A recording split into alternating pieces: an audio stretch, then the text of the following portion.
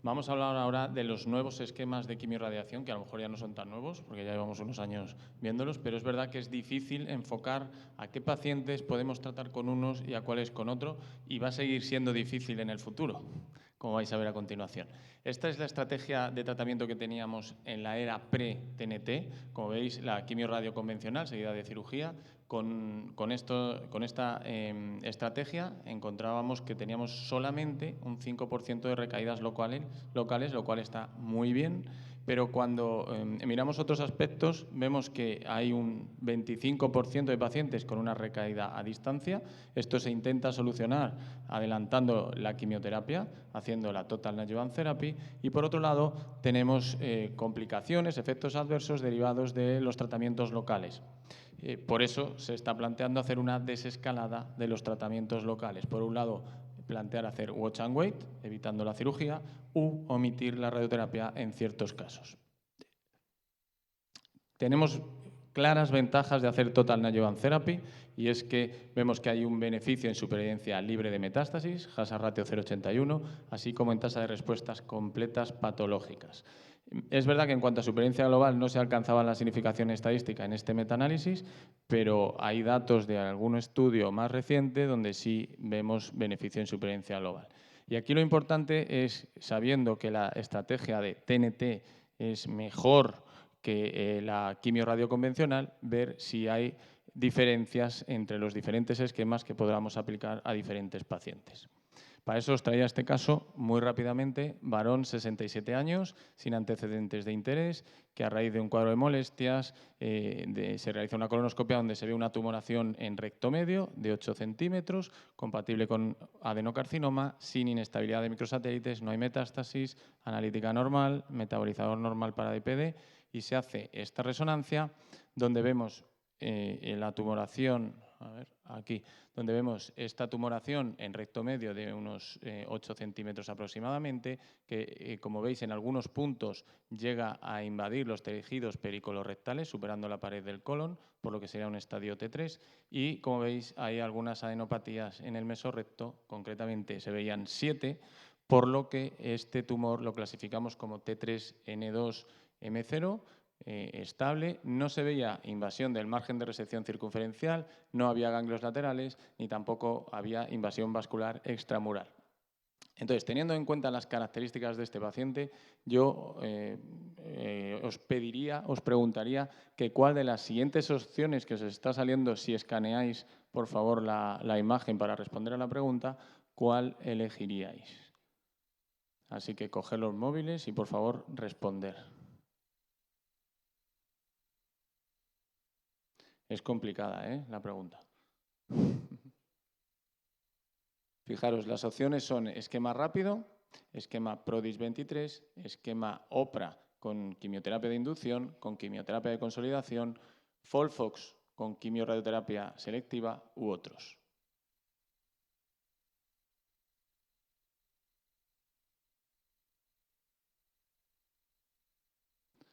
Cuando hablamos de FOLFOX con quimiorradioselectiva, estamos hablando de que a lo mejor no le damos la quimiorradio, dependiendo de la respuesta. Bueno, parece que está ciertamente igualado. Me sorprende que prácticamente nadie haría rápido y muchos irían a hacer una quimiorradio selectiva. Bien, como veis, si miramos las guías de la NCCN, podemos hacer prácticamente lo que queramos con este caso.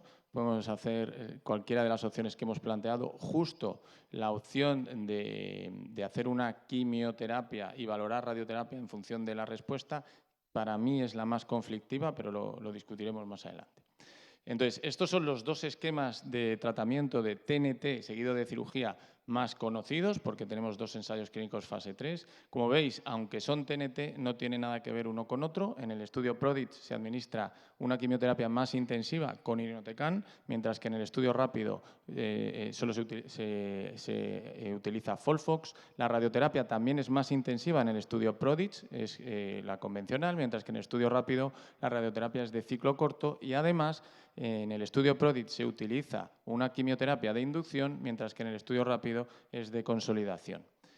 Si vemos los datos de ambos estudios, vemos que en cuanto al objetivo principal, que era supervivencia libre de progresión o tasa de fallo de tratamiento, los dos estudios cumplían su objetivo principal, también en cuanto a supervivencia libre de metástasis y también para respuesta completa patológica. Pero las diferencias las vamos a ver en supervivencia global y recaída local. Fijaros cómo en cuanto a supervivencia global solamente el estudio PRODIGE demuestra un beneficio y en el último análisis a 7 años, previamente no lo había demostrado. Y en cuanto a tasas de recaída local, el estudio PRODIGE no tiene diferencias, mientras que en el estudio rápido hay una mayor tasa de recaídas a favor de la rama experimental y además de forma significativa. Luego, aparentemente, parece que el estudio rápido, el esquema del estudio rápido, es inferior al estudio PRODIGE. Pero deberíamos analizar también las características de los pacientes incluidos, que como veis en el estudio rápido se incluyen pacientes con peor pronóstico, esos son los criterios de inclusión, y se confirma en los pacientes incluidos que son más mayores, tienen más tumores T4, más ganglios laterales y también un 60% de pacientes con afectación del margen comparado con un 22%. Luego son poblaciones también distintas. Aquí lo interesante sería analizar si hay algún factor predictivo clínico para poder decidir qué pacientes se pueden beneficiar del esquema PRODIGE y del esquema rápido. Y si miramos el análisis por subgrupos respecto al objetivo principal de supervivencia libre de progresión, vemos que en el estudio PRODIGE se benefician todos los pacientes por igual, luego no encontramos ningún factor predictivo.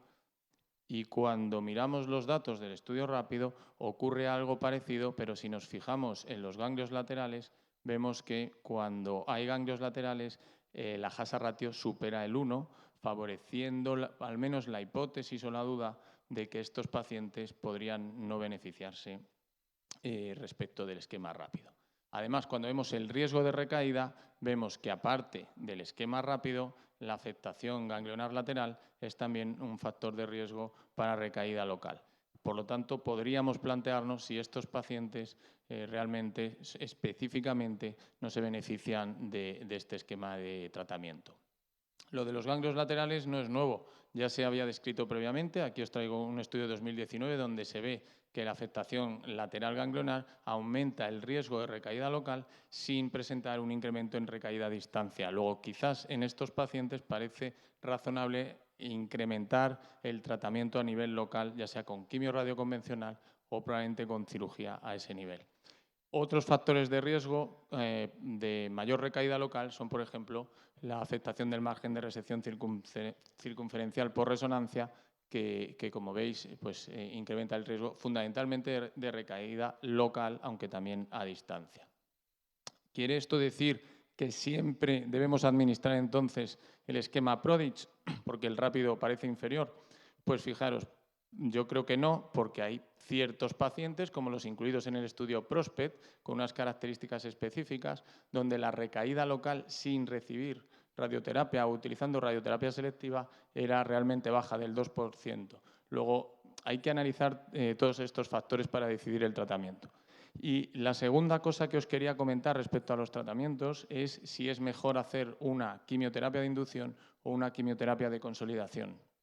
Y para eso os traigo rápidamente estos dos estudios, el estudio alemán de la IO12, que evalúa estas dos estrategias con cirugía posterior, con similares resultados en todos los ítems, excepto para tasas de respuesta completa patológica, donde parece que la quimioterapia de consolidación es superior. Lo mismo ocurre en el famoso y conocido estudio OPRA, donde en este caso el objetivo es hacer watch and wait en caso de respuesta completa, y los datos son muy similares en cuanto a supervivencia libre de enfermedad, que era el objetivo principal, pero si miramos la supervivencia libre de cirugía, de excisión mesorrectal total, vemos que la estrategia de consolidación parece ser superior a la inducción. También hay metaanálisis que vienen a demostrar algo parecido. Por lo tanto, yo diría que la quimioterapia de consolidación nos va a permitir una misma eficacia a distancia, pero con un mejor control local. Y en este caso, en el que habíamos comentado previamente, nosotros, teniendo en cuenta que, teniendo en cuenta que nuestro paciente no tenía factores de riesgo incrementados de recaída a nivel local, decidimos hacer un esquema rápido. Y el paciente, la verdad es que evolucionó muy bien, tuvo una respuesta completa clínica por resonancia. Como veis aquí, las adenopatías que se veían tampoco parecían patológicas y la idea era hacer cirugía posterior, pero el paciente nos preguntó que si podíamos hacer watch and wait. No sé de aquí, levantando la mano porque esta pregunta no la había incluido, ¿cuántos de vosotros haríais watch and wait en este paciente? Ninguno. Por allí, un paciente, perdón, un asistente. Bueno, ¿cuántos harían cirugía? La mayoría. Muy bien.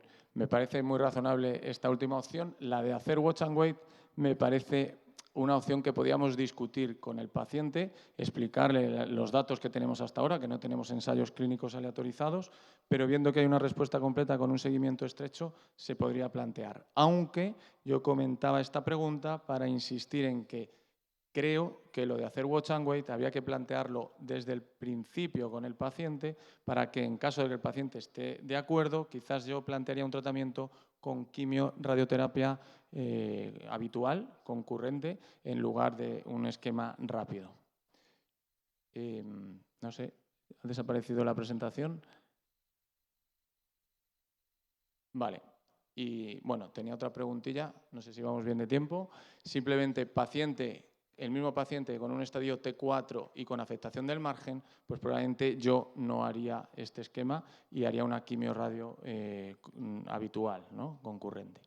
Para concluir, decir que estos pacientes son muy complejos, que es muy importante manejarlos en el comité multidisciplinar, que la TNT va a mejorar la supervivencia libre de enfermedad con menor riesgo de recaída a distancia y una mayor tasa de respuestas completas patológicas, que la radioterapia de ciclo corto, según el esquema rápido, se asocia a una mayor tasa de recaídas locales y, por lo tanto, en pacientes de alto riesgo de recaída local, la TNT con quimio-radioterapia convencional podría plantearse como una primera elección y que en caso de hacer watch and wait, igualmente la quimio-radioterapia seguida de quimioterapia de consolidación podría ser la primera opción.